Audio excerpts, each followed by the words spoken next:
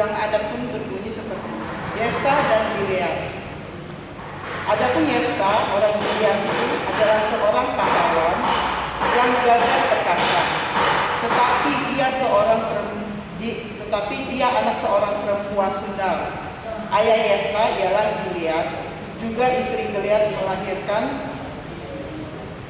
anak-anak lelaki baginya. Setelah besar, anak-anak istrinya ini, maka mereka mengusir Yefta. Katanya kepadanya, engkau tidak mendapat milik pusaka dalam keluarga kami, sebab engkau anak dari perempuan lain.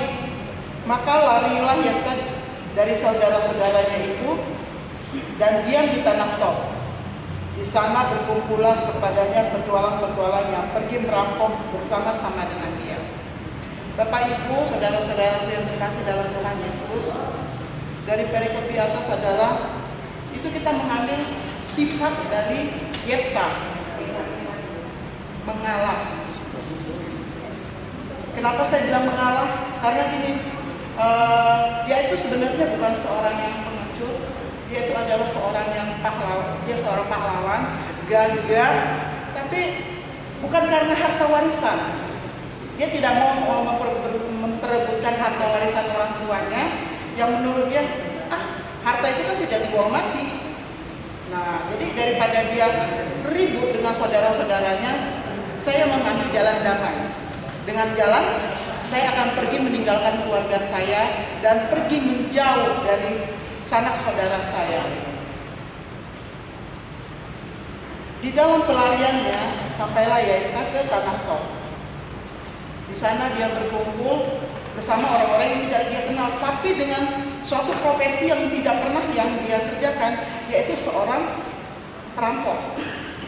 Karena kebiasaan hidup di sana yang notabene adalah perampok dan segala macam, maka dia akan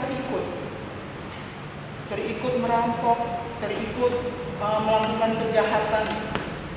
Nah, padahal Yefta ini adalah seorang pahlawan, seorang yang gagah, bukan seorang garong.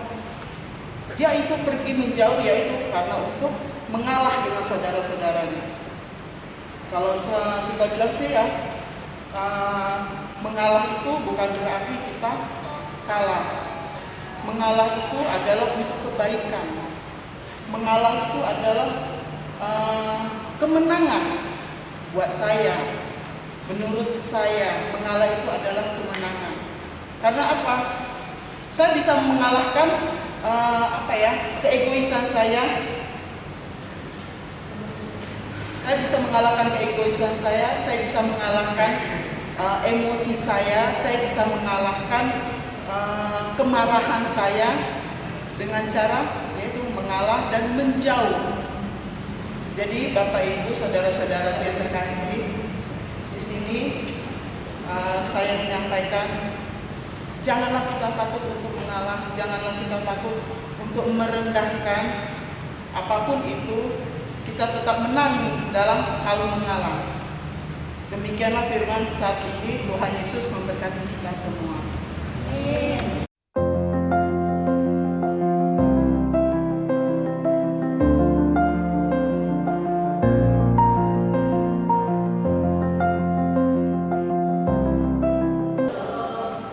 Pada kesempatan kali ini, izinkan saya untuk menyampaikan sedikit tentang firman Tuhan. Adapun perikop yang kita ambil pada khotbah pada hari ini terambil dari kitab Hakim pasalnya yang ke-11 ayatnya yang pertama hingga ayatnya yang ketiga. Lembaga Kitab Indonesia memberi judul Yefta dan Gilead. Karena tadi kita sudah mendengarkan bunyi dari kitab, sebaiknya kita langsung saja pada pokok bahasan kita. Tema kesempatan pada hari ini yaitu mengalah. Mengalah sering diartikan oleh sebagian banyak orang karena kita tidak bisa berlaku apa-apa.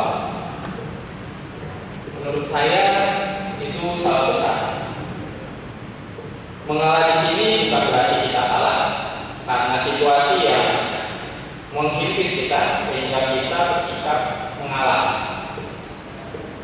Tapi kita di sini mau belajar dari sosok seorang Yefta. Siapa sih itu Yefta sebenarnya? Yefta sendiri itu berasal dari bangsa Gilead yang kebetulan nama ayahnya sendiri juga sama seperti nama bangsa itu sendiri. Dia memiliki seorang ibu, seorang perempuan Sunda, yang kita ketahui bersama bahwa perempuan Sunda di sini itu memiliki konotasi negatif. Tentu ada banyak cacian, makian yang tengah dihadapi oleh Yefta karena telah terlahir dari perempuan Sunda.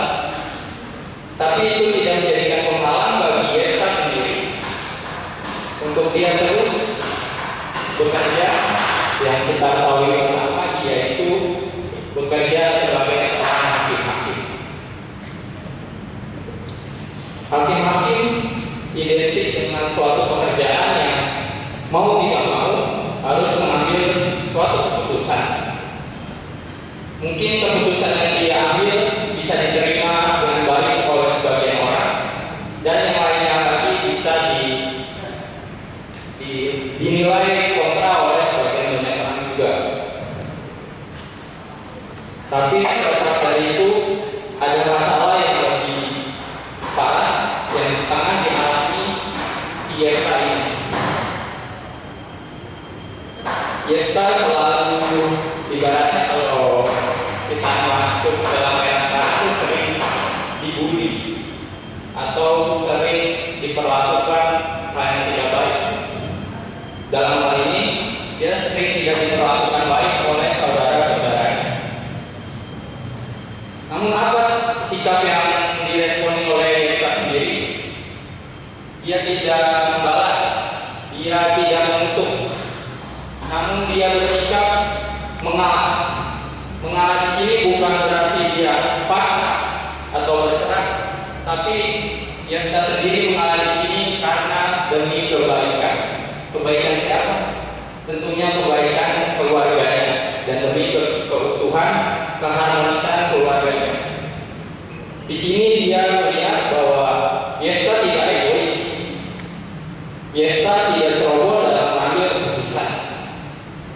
Oleh sebab itu mungkin Tuhan beracara dalam setiap keputusan yang Yefta ambil, sehingga ia memilih jalan untuk mengalah. Terlebih lagi dia mengorbankan dirinya sendiri. Kita lihat sendiri, mana ada sih orang yang mau mengalah demi kebaikan? Jangankan Yefta, saya sendiri aja mungkin gak kuat menghadapi situasi kolik seperti itu. Oleh karena itu, kita sebagai Laskar Kristus, sebagai umat pilihan Tuhan yang dipercaya untuk menyatakan kebenarannya, kita harus membuang setiap keegoisan kita, membuang setiap kekuatan yang ada dalam diri kita, karena bagaimanapun mengalah demi kebaikan itu tidak salah, di mata Tuhan itu baik.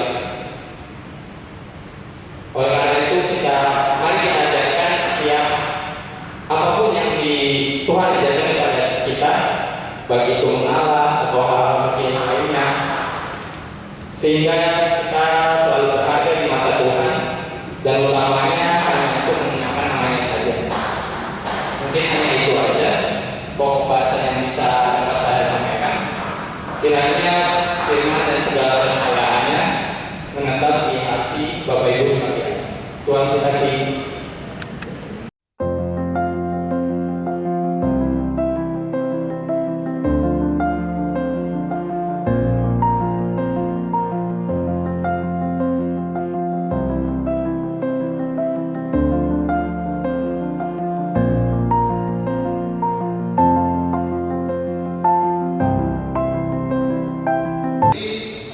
Kita akan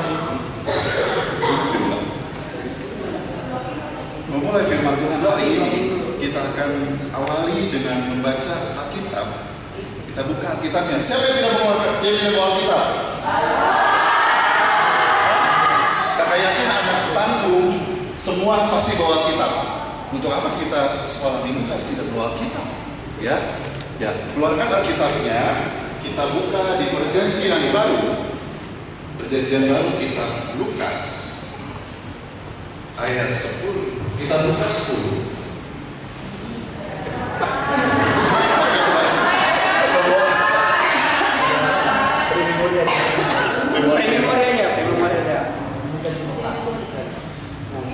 Ya, hari ini kakak mau sedikit bicara tentang kisah tentang perumpamaan orang Samaria yang baik hati. Pertama, sebelum kita memulai, kakak mau bertanya dulu kepada adik-adik yang hadir pada saat ini. Siapa yang pernah menolong temannya ketika sedang jatuh? Ya, nah, berarti banyak ya, berarti hampir semua menolong temannya ketika mereka sedang jatuh atau kesusahan. Yang kedua, pertanyaan yang kedua, siapa yang pernah menolong orang yang pernah jahat sama kalian ketika dia jatuh?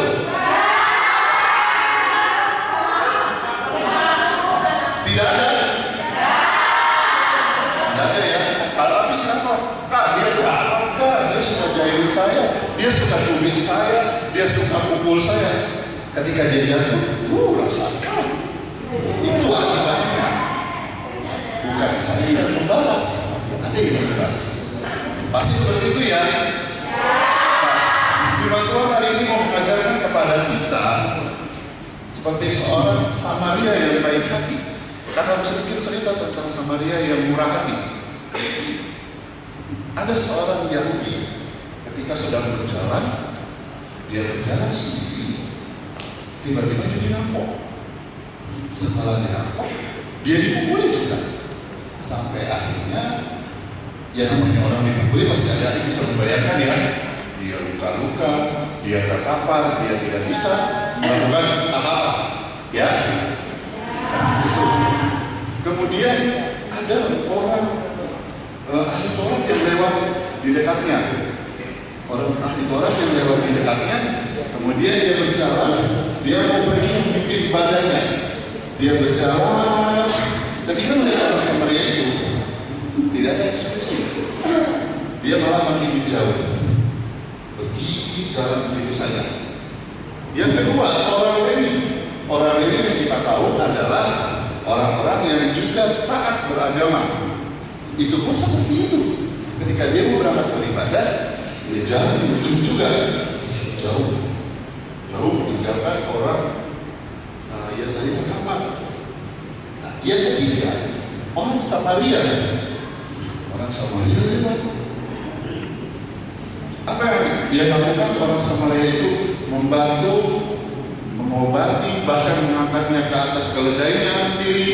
Dia mengangkat, kemudian dia membawa ke tempat penginapan. Jalan, dia sendiri harus berjalan kaki, sementara si orang Yahudi ini di atas keledainya. Dia berjalan, dia obati luka-lukanya, dia obati darahnya, dia bersihkan semua, dia titip kepada penginapan sampai dia memberikan uang kepada si pemilik penginapan untuk merawat si orang Yahudi tadi. Dan dia berpesan, kalau uangnya kurang, akan saya tambah. Nah, perlu adik-adik ketahui di sini, siapakah orang Samaria itu?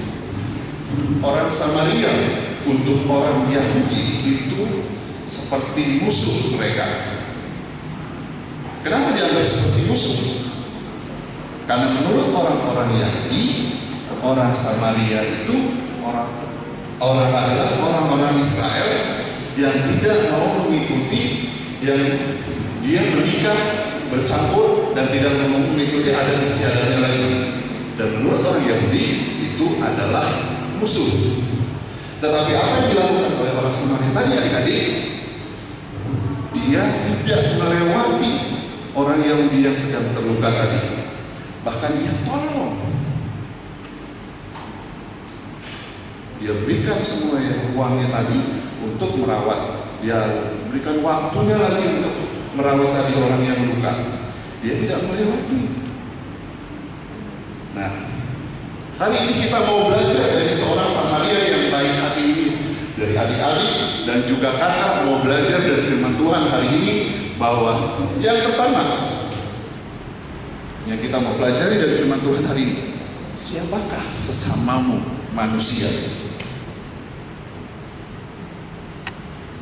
Sesama kita manusia. Siapa sih sesama kita manusia? Teman-teman saja? Yang akrab saja? Saudara? Berarti siapa sih sesama manusia kalau menurut cerita tadi?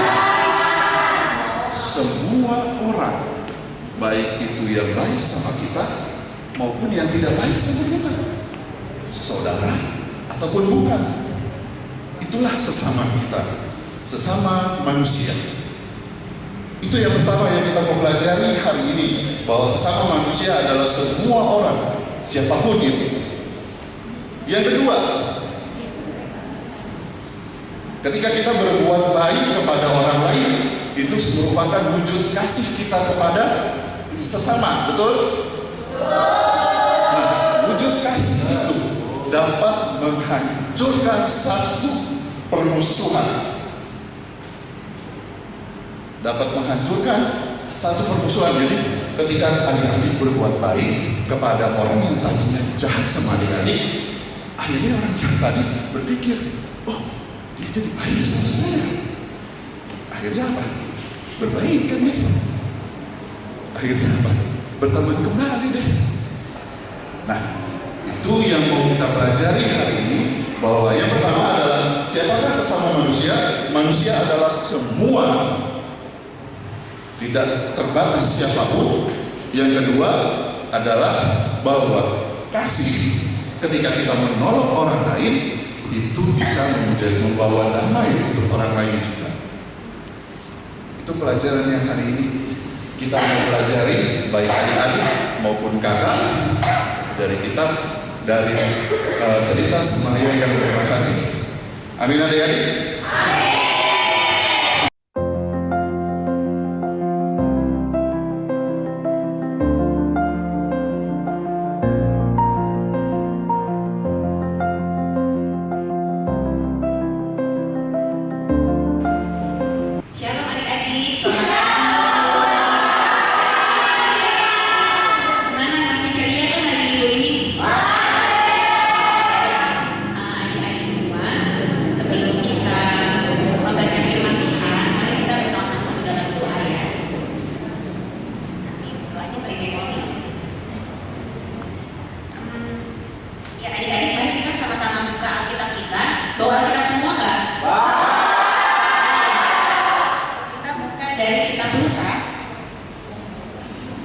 Lukas pasal 10 ayat yang ke-25 sampai ayat yang ke-37.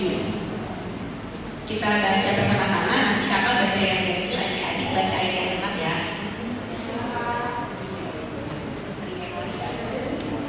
Ya, adik-adik, kita baru saja membaca firman Tuhan dari Lukas pasal 10 ayat 25 sampai 37 ini. Nah, dari firman Tuhan yang kita baca, di sini kita akan belajar mengenai orang Samaria yang murah hati. Adik-adik, di sini yang kita baca tadi adalah peristiwa tentang Tuhan Yesus memberikan perumpamaan. Jadi Tuhan Yesus menceritakan ada seseorang, di sini gak dijelaskan siapa seseorang itu. Seseorang itu adalah korban rampok. Adik-adik bayangkan, korban rampok bukan cuma dirampok, dia juga dianiaya dalam kondisi yang luka-luka seperti itu.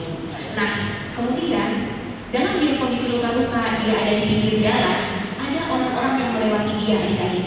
Yang pertama lewat siapa tadi? Imam. Imam itu dia cuma lihat, dia lewat, dia pergi lagi. Yang kedua yang lewat adalah orang Lewi, sama kayak imam tadi. Dia datang, dia cuma lihat doang, terus dia lewat, dia melewat pergi lagi. Masih menahan kesakitan si orang yang dirampok ini. datang orang yang ketiga. Orang yang ketiga ini adalah orang Samaria, dan orang Samaria ini melakukan hal yang beda dari dua orang yang lewat tadi. Apa yang dilakukan orang Samaria ini? Orang Samaria ini datang, dia kemudian membalut luka-luka orang yang dirampok tadi, dan kemudian membawanya ke tempat penginapan untuk kemudian dirawat. Dan dia juga memberikan sejumlah uang untuk merawat orang yang dirampok tadi. Nah, adik-adik tanya-tanya gak sih, kenapa sih Kak, kok yang menolong orang Samaria bukan orang imam tadi, bukan orang lain tadi? Padahal adik-adik, imam itu adalah orang yang punya pengetahuan agama yang bagus, orang yang dianggap sangat beriman, takut akan Tuhan. Dia paham dan ngerti tentang peraturan bahwa kita itu harus mengasihi Tuhan, harus orang sama. Tapi dia tidak melakukannya, itu imam tadi. Dan juga adik-adik, imam itu dia itu kan punya jabatan untuk memimpin peribadatan. Jadi pada masa itu imam tidak boleh menyentuh yang najis. Jadi kan si orang yang dirampok tadi kan terluka. Imam tadi takut kalau misalnya nanti ketika dia membasuh luka tadi dia akan menjadi najis dan harus memperhatikan diri dia lagi. Itu imam. Yang kedua orang lain tadi. Nah orang lain tadi dia juga orang yang ngerti juga tentang agama. Dia tahu tentang peraturan-peraturan agama, mengasihi sama, tapi dia tidak melakukan untuk menolong orang yang dirampok tadi. Sampai akhirnya justru orang Samaria yang menolong orang yang terluka ini. Adik-adik tahu gak sih orang Samaria ini? Ada yang tahu orang Samaria ini siapa? Dia dari suku mana? Gak tahu. Nah, kakak kasih tahu ya adik-adik. Jadi orang Samaria ini itu adalah orang yang merupakan keturunan bangsa Yahudi juga. Tapi karena kawin campur dia tidak menjadi Yahudi yang murni. Sehingga pada masa itu ada anggapan kalau orang Samaria ini adalah orang-orang yang dianggap kafir, dianggap tidak layak, dianggap itu tidak punya pengetahuan agama yang sehebat orang-orang Farisi dan ahli Taurat pada waktu itu. Kita bisa lihat adik-adik, kok justru yang menolong ini kok orang Samaria sih? Kenapa sih yang menolong ini justru orang-orang yang dianggap kafir tadi? Kita bisa lihat bahwa orang Samaria ini menunjukkan kemurahan hati yang sangat luar biasa. Dia menunjukkan bahwa dia bisa mengasihi. Sedangkan orang-orang imam, orang-orang Lewi yang tahu, yang tahu tentang peraturan agama, yang tentang hukum-hukum Tuhan, justru nggak melakukannya. Justru dia aja pergi gitu aja, nggak peduli. Padahal di depannya ada orang ini sekarat ya adik-adik, ada sekarat, dirampok, nggak punya apa-apa, dia nggak ada yang nolong, cuma lihat aja seperti itu. Tapi justru orang Samaria yang melakukan pertolongan yang luar biasa banget. Bukan cuma ditolong, dirawat, betul-betul dikasih bantuan yang luar biasa. Di sini ada yang kita pelajari tadi. Yang pertama kita mau belajar bahwa Tuhan Yesus ingin supaya kita itu jangan menjadi orang yang pilih-pilih orang. Kita cuma nolong sama yang baik aja. Coba adik-adik kalau misalnya pernah sebelumnya minta roti ke kalian ngasih nggak? Ngasih kan? Misalnya kalian punya teman-temannya bilang, gue pinjam dulu, gue pinjam ini dulu, pinjam boba dulu, kita kasih dari adik. Kasih kan? Gampang gak sih baik sama orang yang baik sama kita? Gampang banget. Ya kan dia baik kan sama saya, ya kasih aja, gampang banget. Tapi gimana kalau misalnya kita dalam posisi harus mengasihi orang yang lebih kita, orang yang ngapain kita jelek, orang yang mungkin merendahin kita. Pasti kita mikir-mikir lagi, gimana kita mikir, biarin aja Pak, itu mah hukuman buat dia. Kayak gitu kan adik-adik. Tapi di sini kita diajarkan bahwa kita menolong orang jangan membeda-bedakan. Coba orang Samaria tadi waktu menolong korban rampok tadi pakai nanya nggak? Sorry ya kamu orang mana ya? Kamu ada darah tangannya nggak? Nggak ada kan nanya kayak gitu. Dia langsung aja turun tangan menolong, nggak pakai nanya-nanya dulu, nggak pakai interogasi dulu orang mana, punya apa. Tapi dia aja menolong dengan murah hati adik-adik. Begitu juga dengan kita tadi, kita juga perlu begitu. Ketika memang kita melihat ada teman kita, ada orang sekitar kita yang perlu bantuan, kita tolong, kita bantu dengan kemampuan kita, dengan apa yang ada pada diri adik-adik. Adik-adik punya tenaga, adik-adik bantu dengan tenaga kalian. Jadi banyak hal yang bisa kita lakukan untuk kita bisa menjadi berkat bersama seperti yang dilakukan orang Samaria tadi. nggak pakai nanya-nanya dulu tuh orang mana, orang Samaria bukan, rumahnya saya nggak, saudara saya nggak, dia nggak nanya gitu, tapi dia langsung tolong karena dia tahu si korban tadi membutuhkan pertolongan dengan segera. Kemudian yang kedua adalah kita belajar untuk menjadi berkat seperti orang Samaria yang bermurah hati ini. Menjadi berkat itu adik-adik banyak hal yang bisa kita lakukan, bisa di rumah, di sekolah, di lingkungan, itu banyak banget yang bisa kita lakukan untuk menjadi berkat. Kalau misalnya di rumah kita bisa dengan orang tua kita, di sekolah kita bisa bantu guru kita, bantu teman kita. Satu lagi nih, apa menurutnya adik-adik? Membantu itu yang positif ya, bukan membantu untuk ngasih contek. Jangan, ya kan itu kerjasama kan itu ngebantu teman kan, bukan begitu caranya. Kalau memang kamu membantulah dalam hal yang positif. Kita bantu dengan belajar bareng, kita bantu dengan diskusi bareng, itulah membantu. Itu namanya kita saling membantu. Kalau misalnya adik-adik bermula hati yang memberi contekan, salah adik-adik. Itu adik-adik itu menjerumuskan teman-teman kalian untuk terus mencontek, untuk nggak belajar gitu. Jadi dua poin yang perlu kita dengarkan adalah yang pertama, jangan membeda-bedakan orang kalau kita menolong orang lain. Bantu dengan apa yang ada pada diri kita. Dan yang kedua, jadi berkat bersama, jadi berkat ketika kita ada di rumah, di sekolah, tolong dan membantu orang-orang yang membutuhkan pertolongan kita. Dan adik-adik aku mau ingat ini, kalau kita dalam memberi berkat ini juga, kita juga belajar menjadi orang yang berhikmat. Berhikmatnya gimana nih Kak? Berhikmatnya itu adalah kita memberi bantuan memang adalah ketika memang orang itu betul-betul perlu bantuan, dan bantuan kita pun akhirnya jadi berkat buat dia. Contohnya gini nih adik-adik, misalnya adik-adik punya teman kalian pinjam uang ke kalian, gue pinjam duit dong, ya buat apa, juga pas-pasan nih, pinjamlah ini nih buat gue pergi les, gak ada duit gitu kan. Kalian enggak dong, ya kasihan ya, udah deh pakai deh buat ongkos dia gak bisa les. Padahal uang yang kalian kasih itu adalah untuk dia pergi main, dia akhirnya bolos sekolah gitu. Akhirnya bantuan kalian itu bukan yang menjadi berkat, malah akhirnya menjadi masalah juga, akhirnya menjadi dosa juga buat teman kalian.